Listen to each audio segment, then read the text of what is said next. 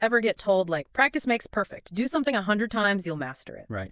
Turns out we might be thinking about mastery all wrong. Yeah, it's deeper than that. So today we're diving into, get this, learning to draw. Art? Who knew? But stick with us, because these online discussions we found, they get surprisingly deep about any skill. Absolutely. This isn't just about sketching. It's about how we learn, period.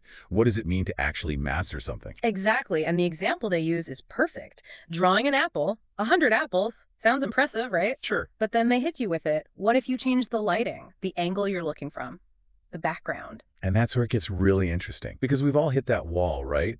Where you're practicing, but it's like you plateau. Oh, tell me about it. Guitar, my nemesis. Chords for days, but could I actually play? Because you're just going through the motions. You're not really internalizing the skill. It's like, what's the point of all those scales if you can't jam a bit? Exactly.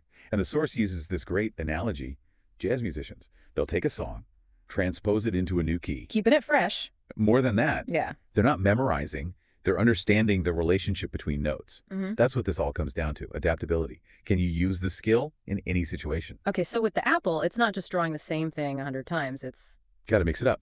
Light, for example, the source talks about playing with the source of the light. How strong is it? The color of it. so many variations. Also, really understand how that impacts how the apple looks, how you draw it. Then you change the background, light, dark, maybe some crazy colors behind it. And then the perspective. See the apple from above, below, the side. Really forces you to see it, not just your idea of it. So each time you're not just better at drawing the apple, you're getting those fundamentals, the light and shadow, how forms work. Exactly. Just like the musician knows the notes inside and out.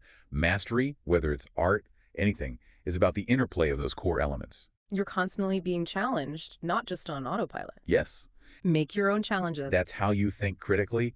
That's where the real learning happens. It all comes back to that mindset, doesn't it? That the source talks about. It's not about being comfortable. It's about seeking out those challenges, the variations. That's how you master something. Becoming a student of the process, not the product. Love that. So think about it today. What's your apple? What are you working on? How can you make it more challenging? How can you change it up and reach that next level?